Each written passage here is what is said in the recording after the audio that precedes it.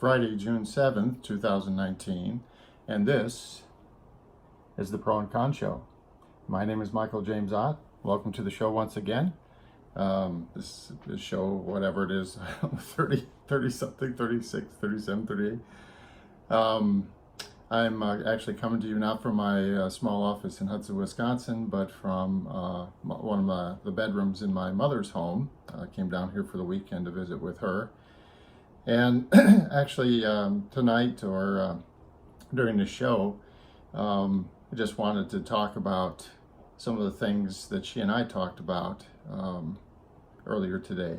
So we were talking about the show actually, and she said, you know, I think you have a lot of great ideas, and I've talked to friends, and they say they think you have a lot of great ideas, but you know, we really lack hope. And we think, you know, everyone kind of lacks hope these days, that there's no real potential for change because, you know, they, as in the people in the government, because we had talked about how, you know, people become ensconced in government, and we have these, you know, because of the current election system that you and I are allowing to occur, have these people who are just hell-bent on gaining wealth, influence, and power, and that's their method for doing it, is they run for political office, and then they do everything they can to stay there and to garner power within those institutions. And of course, if you've watched some of my past shows, you know that I'm advocating that we could leave all that behind, and the government would be much better for it. So, you know, she's like, well, you know, it's just not going to happen. You know, it's never going to happen. And I started reminding her that, you know, this is up to the will of the people. And this is the thing that I cannot predict. I can't predict at what point the people, you and I, the rest of you, I'm ready myself, obviously. I'm doing these shows. I'm ready to make some changes in a significant way. But the question is, are you willing to make some significant changes? Are you willing to actually participate much more in your governance? And there's a couple of great examples of when people got fed up enough that they wanted to do something. So originally, you know, we talk about the founding of this country. So a couple of hundred years ago, in the late 1700s, the colonists were so fed up with, frustrated by, angered by the governance of the English that they took all kinds of chances, you know, with being declared traitors, and actually going to war and fighting a ruthless, bloody war for a few years there, all to throw off the vestiges of this governance that they didn't want for a governance that they did. They took to the streets. You know, there's the famous Boston Tea Party, right? So they go rushing onto this ship in the Boston Harbor, and they toss boxes of tea into the harbor, you know, as a demonstration of their frustration with the way the government was going. And then you fast forward roughly 200 years, and of course we had the civil rights movement back in the 60s, and this was a very powerful movement by people who basically were saying, we've had enough. I mean, we have suffered through hundreds of years of oppression and pain and suffering, and we've had enough. We've had enough. And so they took to the streets. And under, you know, with the leadership most profoundly by Martin Luther King, but, you know, there were handfuls of others, you know, they made this profound change in the way that they think of themselves, and they would allow other people to think of them. You know, they forced governance to be better for them. And by the way, I am in no way claiming that it's perfect to this day. And if you've watched some of my previous shows, I would tell you, we all, every day, we have to fight our own internal racism uh, issues, you know, consciously, to thwart this thing that continues today, you know, to a lesser scale of horror than it was 200 years ago, but still, you know, we can do so much better in that area. And so, you know, we the people. So back in the day, back when the Bill of Rights, the Constitution, and the Declaration of Independence, of when all those documents were being written, there was about 2.5 million people in the colonies back in that day. And now we've got 340 million, roughly. So roughly a little over 100 times more. Actually, more than that. I'm not going to do the math. 130 times more. It's a lot more. But still the people. And now we are better educated. We have better communication systems. So it's time that we, you know, move forward. At least I am offering to strongly suggesting, in fact, that we replace anxiety with anticipation. We replace frustration with fulfillment.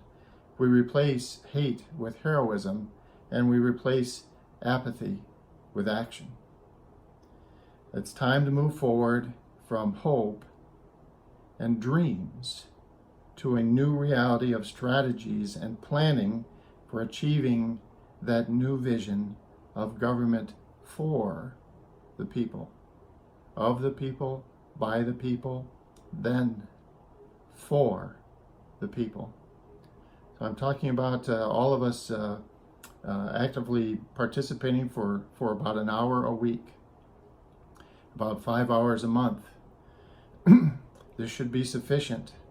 And yes, it could mean getting out in the street and walking across, you know, to the center of the street and taking your hand and holding it out to your neighbor and saying, brother,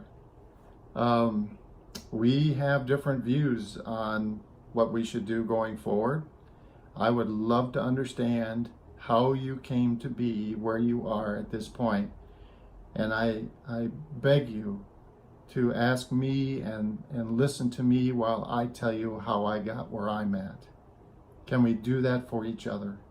Can we be that for each other? And the answer, of course, is absolutely yes. It's a matter of the will of the people. Do we have the will to do this for ourselves? I can't answer if, you know, we're talking about the show and I'm doing these things, and she's like, well, you know, you're not getting very much traction. You're not, you know, gaining too much support at this point. And I said, well, you know, I could easily be ahead of my time. So let's talk about that. Let me give you an analogy. I have a bunion on my foot. I'll let you look that up and see what that is. Basically, my big toe has a problem, and it's aggravating. And it's been that way for a long time now, probably 20 years. I don't know, maybe even longer.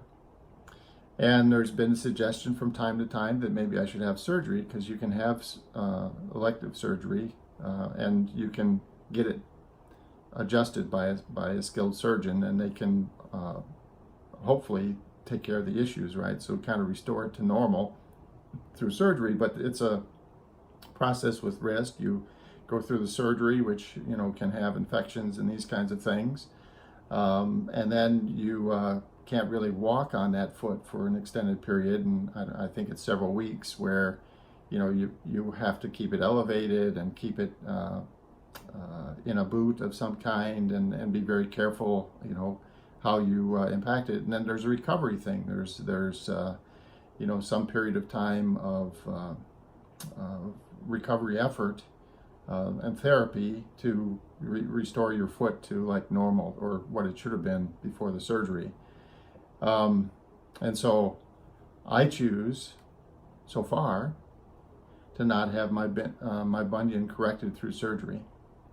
I'm doing things physically. I do things, the shoes that I wear and the activities that I partake in, and then, you know, my feet themselves, I do things where I try to keep the tendons and stuff stretched in that area so it doesn't get any worse. And at the moment, it's just you know, it's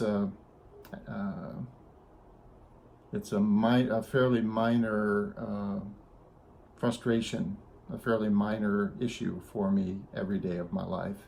But someday, if it gets worse, I definitely would want to take action in a stronger way. And so now, following that analogy, as far as the government goes, I am ready to make some changes because I just see that we could do so much better. I know that we could. And I hear from people privately that they would love to make changes. One, they don't know what to do, and two, they just are totally they've lost hope that those changes can be made. But just like the colonists fought against a far superior force in the British military, and just like the African American ancestors that lived in this country in the 1960s, you know, fought and overcame, you know, tremendous oppression and bigotry and bureaucracy and all kinds of things. They did this because they said, we have the will. We're going to do this. And that's exactly what I'm suggesting. That we do what we need to do. We take to the streets if that need be, peacefully, hopefully, in its entirety. But we join hands, join arms, talk to each other, come to, you know, a better place, a better vision of what we think we should be doing going forward, and then work together to enable that vision, to plan and strategize on how we're going to do that and what our country is going to look like 50 years from now, and 100 years from now, and 1,000 years from now. All right, well, again, this is Michael James Ott, appearing from my mother's home here in Grand Ridge, Illinois. Friday, June 7th, 2019. And I look forward to talking to you again soon. Bye for now.